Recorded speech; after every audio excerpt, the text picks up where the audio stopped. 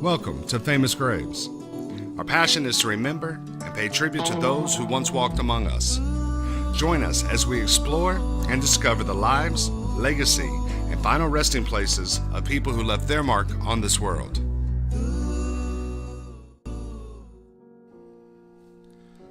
Today on Famous Graves, we visit the historic EVERGREEN Cemetery, located in Gainesville, Florida. In February of 1856, the ground now known as EVERGREEN Cemetery received its first burial from the newly named community of Gainesville, Florida.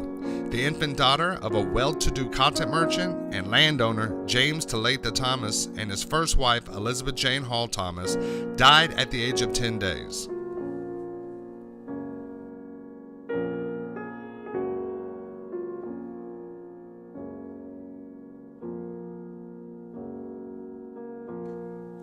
Join us as we pay tribute and document, through the camera lens, some of Gainesville's most notable graves, and the many historic gravestones that represent the lives of those whose story we may never know.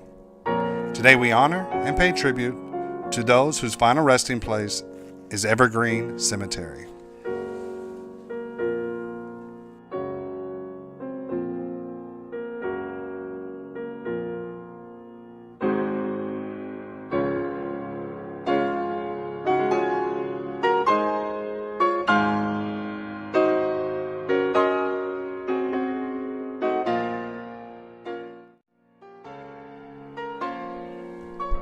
Augustus Steele came to Florida in 1825 and helped establish a settlement called Magnolia on the St. Marks River. After Magnolia was eclipsed by the town of St. Marks, Steele moved to Fort Brooke in the Tampa Bay area. Through pure personal effort, Steele established Hillsborough County in 1834 and also laid out the city of Tampa.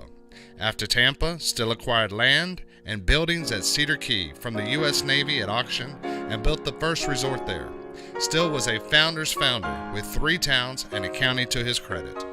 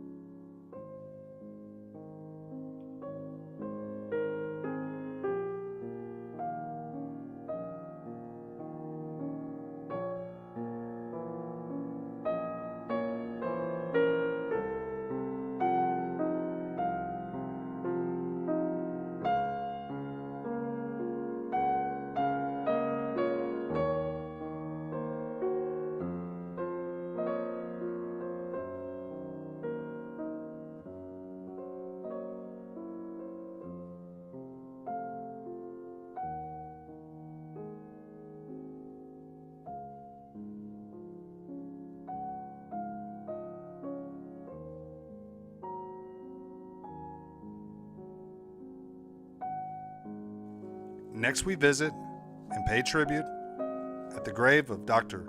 James Robert Cade. James Robert Cade was born in San Antonio, Texas. After high school, his mother gave him the choice of either going to college or joining the service. He chose to join the Navy and became a pharmacist mate. After the Navy, he not only went to college, but graduated from medical school. Widely known as the inventor of Gatorade, this 1965 invention used the University of Florida Gator football team as research subjects. The purpose of Gatorade was to replenish fluids and electrolytes lost to sweat during the intense activity. This singular invention launched the sports drink industry. Dr. Cade was a modern Renaissance man. He was a researcher, a physician, a musician, and a restorer of old automobiles. Cade was also known for his collection of vintage Studebakers. But more than Gatorade, medicine, or vintage autos, Dr. Cade was widely known for his generosity for supplying rowing boats to funding medical school students. He even needed to borrow money to pay his own taxes because he had given so much to others. His family continues his legacy and is planning the Cade Museum for Creativity and Invention. Today we remember the legacy of Dr. James Robert Cade.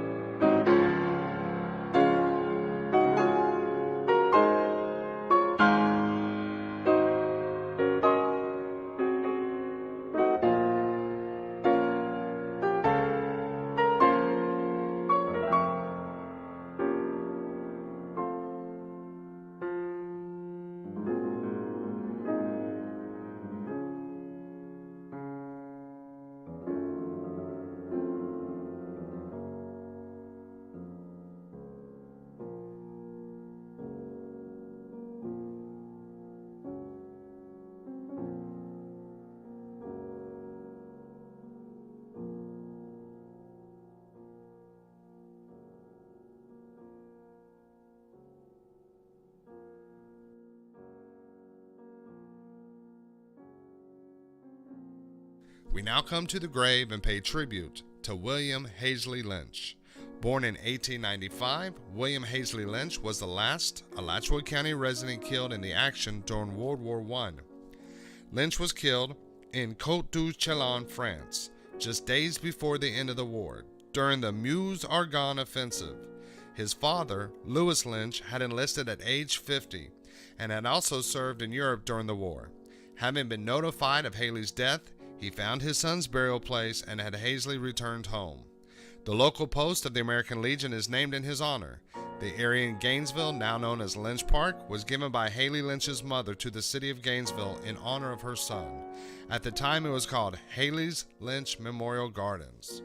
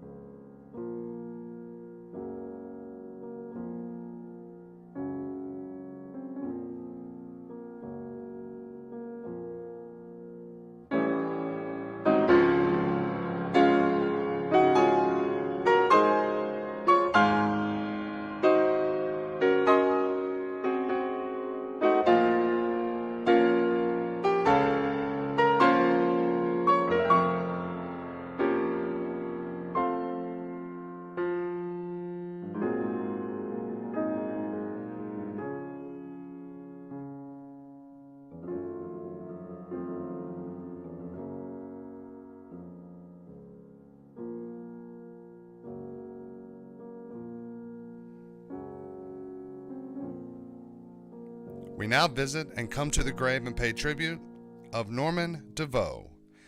Norman DeVoe's life was defined by the machines that move us, from bicycles to planes to boats to automobiles. When he was 19 years old, he and a companion set the record for bicycling between Manhattan and San Francisco in just 37 days.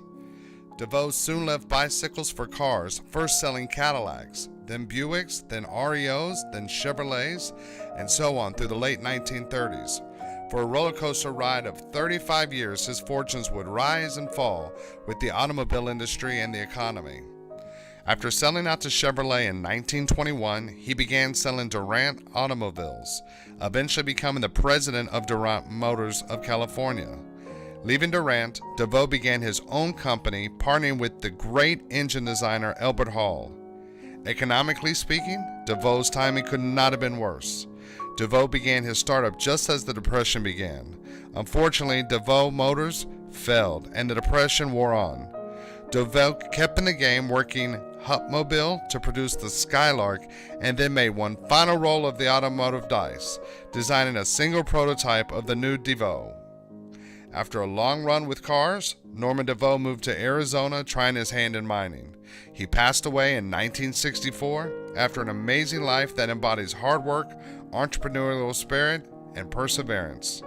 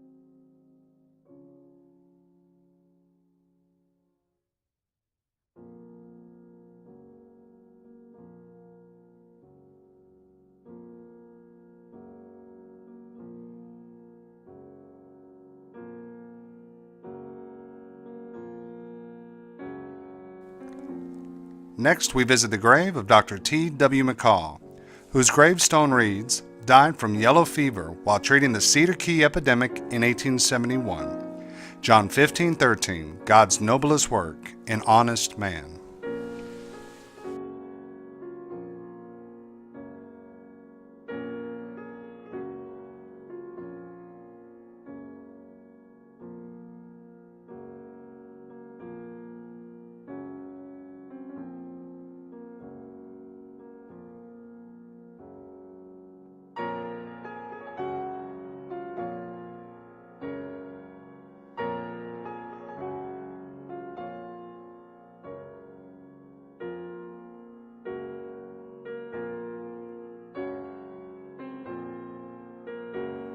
Evergreen Cemetery has the honor of being the final resting place of American veterans having served in conflicts from the Second Seminole War in 1835 to the First Gulf War in 1990. Major General Albert Blanding received the Distinguished Service Medal for combat in World War I and was the chief of the National Guard Bureau for President Franklin Roosevelt.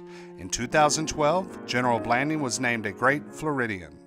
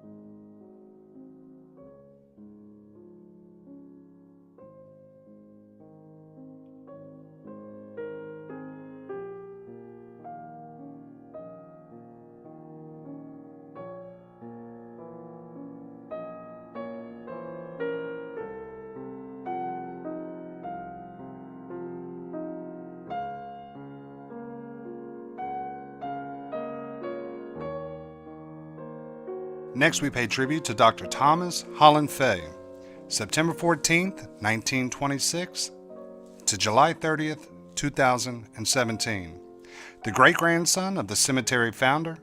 As a 7-year-old, Tom was told by his father that if this oak sapling were to remain, he would have to care for it, which he faithfully did, as it stands still today.